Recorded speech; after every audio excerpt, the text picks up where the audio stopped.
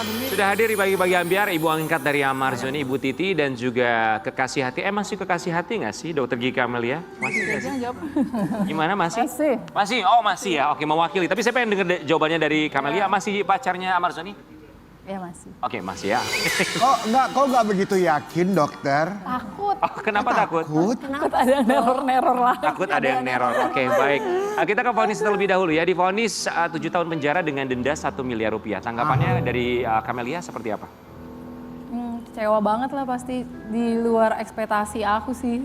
Aku tuh mikirnya mungkin 5 tahun ke bawah ya gitu. Kalaupun nggak direhab sekitar 4 tahunan lah gitu. Cuma makanya shock banget pas 7 tahun tuh kayak berat banget sih. Walaupun lebih rendah dari tuntutan JPU yang 9 tahun? Ya tapi berat banget, 7 tahun lama lah. 7 tahun mungkin bisa jadi 4 tahun ya, Dok? Ya bisa sih Ada kalau remisi di kan? remisi gitu-gitu. Cuman kan jadi gambling ya, kalau kita mau ngelangkah hukum ke depannya kayak banding gitu, itu pasti di gambling takutnya naik atau apa gitu. Jadi masih kita pikirin dulu lah. Memang diharapkan maunya gimana? Ya di bawah 5 tahun ekspektasi aku ya gitu. Paling enggak kalau nggak direhab itu 5 tahun gitu. Karena kan kecewa aja yang punya barangnya tuh kenapa nggak ditangkap juga.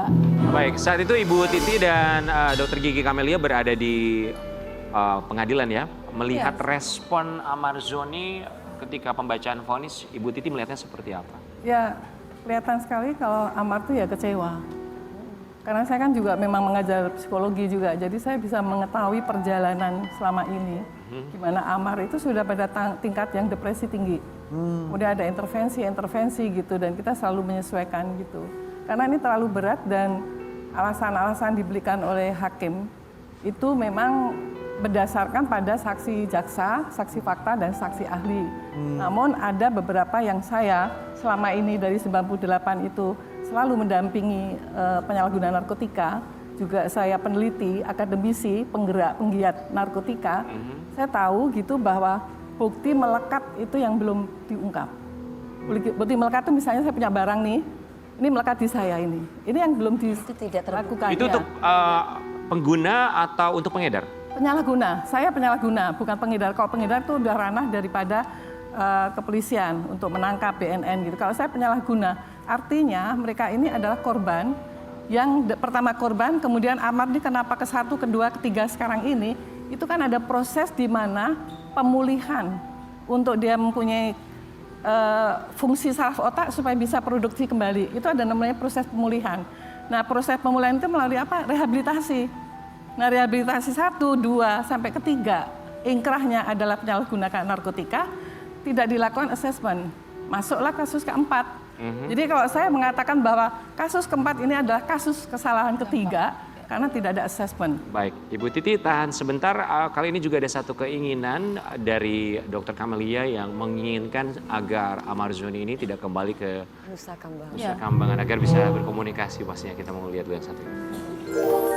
Oke, Dokter, Ibu apa yang ditakutkan kalau misalkan Mas Amar itu akan dikembalikan lagi ke Nusa Kambangan? Bang Amar tuh selalu kalau lagi ngobrol bertiga, yang cuma takut tuh jangan sampai aku dibalikin yang polisi yang tolong aku gitu. Ya, apa pernah curhat, ada apa di sana sehingga sampai beliau mengatakan, aduh aku takut banget harus kembali lagi di sana. Ya trauma, karena kan dengan dia status high risk-nya ya, one cell, one male itu kan dia kan sendiri gitu lah ya, mungkin dia ngerasa sendiri, terus kalau keluar juga kan cuman dikasih waktu setengah jam sampai 1 jam doang di sana, habis itu dia dikurung lagi gitu. Jadi itu trauma dia. Saat ini posisinya Amar Zoni berada di mana? Di lapas narkotika masih. Oke, apakah ada kemungkinan Amar Zoni untuk tidak kembali ke Nusa Kambangan sepengetahuan Ibu Titi atau Kamelia? Ya, mungkin saya ya. Kemungkinan itu mungkin bisa terjadi sebab kebijakan, kemudian itu kan ada di tingkat menteri IMIPAS, turun kepada dirjen yang menjadikan sebagai high risk. Itu kan pasti punya alasan tersendiri kenapa menjadi seperti itu. Tetapi kalau saya masih dari pertama ketemu sampai menceritakan di tanggal 23 dia menghubungi saya ada di Cipinang, tanggal 24 saya berkunjung ke lapas, tanggal 25 saya ketemu dokter, ini ada catatan saya kronologisnya. Jadi tidak ujuk-ujuk saya mengangkat diri saya sebagai ibu angkat, tidak. Tetapi memang proses mendampingi Amar itu dari sejak kasus yang ketiga. Bidang saya, keahlian saya adalah bimbingan konseling, jadi saya diminta oleh Uninya itu untuk memberikan konseling Jadi tidak ada kalau saya mengatakan saya memaksakan diri saya untuk menjadi ibu angkat, tidak. Bahkan ketika kemudian ada surat dari Amar yang mengatakan bahwa ibu berhenti untuk menjadi ibu angkat, misalnya gitu, itu saya juga mengikuti semua. Tetapi kemudian sekarang mengatakan bahwa yang saya tidak ngopeni segala macam, dalam kata ngopeni bahasa Jawa ya Mbak, itu kan ngurus ayam, ngurus ini, tidak merawat segala macam, itu salah. Karena yang namanya bantuan itu kan tidak hanya dari satu orang secara financial atau itu, tetapi bantuan mereka secara psikologisnya itu bantuan. Betul. Nah ini yang dalam hal ini yang perlu ada suatu dipahami gitu. Karena ini kan kasusnya. Sebab yang ditakutkan Amar untuk kembali ke Nusa Kambang, di sana itu kan tidak sesuai dengan dia sebagai penyalahguna narkotika. Kalau kemudian putusnya adalah pengedar, buktinya juga tidak. Karena Dirjen sendiri hanya satu linting. Satu linting itu kalau dikatakan oleh hakim itu adalah merusak generasi, di dalam lapas itu generasi yang mana? Di sana itu orang dewasa semua. Bukti pengedaran enggak, bukti dia menerima uang enggak ada, semua terbukti. Nah Baik. ini yang menjadi Tadi ketakutan di situ. Tadi Ibu mengatakan bahwa takut saya ini dibilang jangan menjadi ibu angkat lagi. Ini dari tadi ada kata-kata dari mana? Ada, jadi ada intervensi. Siapa kira-kira Sudah intervensi? banyak di media, jadi juga waktu itu juga datang juga, kemudian di media juga, surat pada saya juga, di WA juga yang akan memberesin kami berdua. Apa maksud memberesi? Ya, saya sudah klarifikasi dengan yang bersangkutan pada itu setelah sidang. Saya tanya ini WA siapa, mau beresin maksudnya apa? Karena kalau memberesi menurut saya mungkin akan menyingkirkan saya, mungkin atau mau menjadikan saya mati. Lantas dan tidak jawabannya, ada seperti responnya? itu. Dikatakan benar, memang WA antara dua orang itu. Siapa itu? Ya itu yang sekarang lagi rame-rame yang minta saya tidak usah menjadi ibu angkatnya. Jangan memaksa, masuk ke DM juga saya. Siapa Bu? Siapa itu? Ada itu yang sudah banyak di media, mungkin saya nggak perlu di sini, Oke, tapi baik. pihak saya nanti yang akan proses itu karena itu sudah menyinggung secara hukum. Baik, itu juga Pengancaman ya. Iya. Masuk pasal baik. pengancaman. Bisa dilakukan langkah hukum oleh Bu Titi dan juga Kamelia, tapi ini juga langkah hukum yang dilakukan Amar Zoni setelah pembacaan vonis. Amar Zoni masih pertimbangkan banding usai divonis 7 tahun penjara dan denda 1 miliar rupiah karena narkotika. Kamelia, kami mendapatkan kabar bahwa selain pertimbangkan banding, dia juga menunjuk kuasa hukum yang baru. Ya, itu dari saya. Apa alasannya? Jadi gini kan, karena PH-nya Bang Amar itu kan udah nggak sejalan sama aku kan. Jadi cuma buat kayak ketika Bang Amar ini dibawa ke NK, aku harus komunikasi sama siapa. Sedangkan aku sudah tidak bisa sejalan dengan PH yang sebelumnya gitu. Jadi mengambil inisiatif untuk nunjuk PH, sebenarnya menambahkan PH kan. Biar gimana PH-nya Bang Amar itu kan udah kayak keluarga sendiri kan gitu. Udah kayak orang tua sendiri. Jadi bukan mengganti tapi menambahkan. Jadi ketika Bang Amar itu dibawa ke NK tiba-tiba, ya aku kan bisa koordinasi dengan PH yang baru. Apakah penasehat hukum sebelumnya juga setuju dengan adanya penambahan penasehat hukum yang baru? Ya pas kemarin sudah kunjungan sama Bang Amar, alhamdulillah sih setuju. Cuman dari PH akunya belum jawab nih setuju atau enggak untuk bergabung, atau Bang Amar harus pilih salah satu, aku belum tahu. Dari keluarganya Amar Zoni sendiri, dari adik-adik? Iya, sangat setuju. Sebelum putusan pun aku sama Adit udah diskusi salaman gitu. Dit, kalau ini yang terburuknya gimana, mau ganti PH? Oke Kak gitu. Ya udah gitu. Jadi 2 hari sebelum putusan. Intinya dokter sudah komunikasi dengan pihak keluarganya Mas Amar sendiri lah. Ya udah lah, pasti mengenai aku hal ini. nggak mungkin ngambil keputusan sendiri gitu. Aku selalu berdiskusi dengan Adit pasti.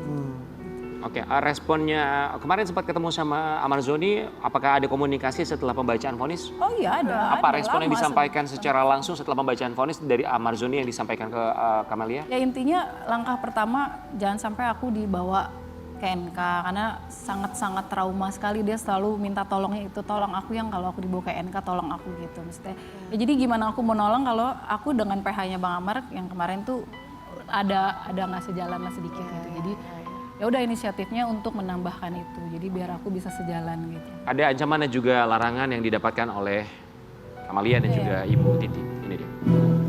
Dok, Aku jelasin ya. Ya Kamelia gimana? gimana dok? Soalnya ini susah Jadi dipahami gini ya, iya emang maksudnya seperti kan apa? masih banyak yang belum mengerti kan. Jadi gini, ada seorang ibu, aku biasa manggilnya Bunda gitu ya. Aku nggak ngerti Ibu Bang ini Amar. siapakah? Apa hubungannya? Iya dia dengan- bilangnya ibu angkatnya Bang Amar juga gitu. Oke. Jadi aku nggak kenal nggak kenal dia, mungkin emang lebih kenal duluan Bang Apakah Amar. keluarganya kenal sama dia? Kenal. Jadi dia sudah ada di kasus ketiga waktu Bang Amar di Polres Jakarta Barat. Oke. Kemudian dari situ dia menghilang tuh, ya kan, menghilang ketika dia muncul itu sebelum Bang Amar dibawa ke NK emang sempat nelfon aku tapi marah-marah gitu. Saya nggak setuju sama kamu ya bla bla bla bla bla gitu. Nah, jadi ternyata yang ngancem-ngancem tuh sebenarnya dia tiap saya nggak boleh datang ke sidang. Jadi sebenarnya saya datang, cuman saya nggak datang ke persidangan. Saya ngumpet di bawah ketemu Bang Amar, nanti aku pulang gitu. Jadi Bentuk ancamannya apa aja? ya maksudnya gini, karena bentuk ancamannya pertama saya percaya kan awalnya karena dia mengaku dari saudara dari mantan presiden, ya kan, salah satu mantan presiden gitu. Jadi kalau kamu masih berhubungan nanti Amar saya bawa ke NK. Nanti kalau Amar masih berhubungan nanti Amar bisa saya hukum seumur hidup gitu. Saya sempat dong tuh tadinya. Cuma ketika saya telusuri ternyata bohong gitu kan. Ya mungkin itu keluarganya pun dapat ancamannya kayak gitu. Tapi sempat telusuri nggak bentuk Telusuri. ancaman-ancaman itu tuh tujuannya apa? Ya karena emang nggak suka sama saya, nggak ngerti saya Oke. juga. Kamalia, boleh klarifikasi apakah sosok yang satu ini? Bentar. Kalau saya nggak salah dengar tadi ada ucapan, aku sayang kamu. Aku nggak mau kamu sama dia, Mar. Ini maksudnya Ya. Iya itu dia. Jadi aku emang sayang kamu. ya mungkin menurut dia sayangnya sebagai emak. Siapa itu, Dok? Ya, itu bunda angkatnya dia. Kita tuh sebenarnya udah Sudah sempat. ditanyakan kepada Amar sendiri apakah itu betul ibunda? Iya, jadi selama ini dia juga membantu secara finansial, ya kan. Dia membantu. Tapi dia baru-baru hadir itu ketika kasus udah Oke, berjalan. baik. Gitu. Mungkin orang yang sayang dan juga peduli sama Amar Zoni. Tapi Amar Kita ambil Zoni, positifnya itu. iya positifnya seperti itu. Tapi Amar Zoni responnya apa terhadap ibu tersebut yang ia ceritakan ke Dia kamu? bilang baik, gitu. Makanya yang turutin dulu deh gitu. Dia kan juga secara finansial ngebantu aku dan selama ini kan kamu yang udah ngebantu aku. Mungkin Amar juga kesian ngelihat aku kan aku udah ngurusin kerjaannya dia segala macam. Maksudnya uangnya juga kan aku yang ngurus gitu kan. Jadi nggak apa-apa untuk sementara kamu ngalah dulu ya sampai sidang putusan, aku bilang.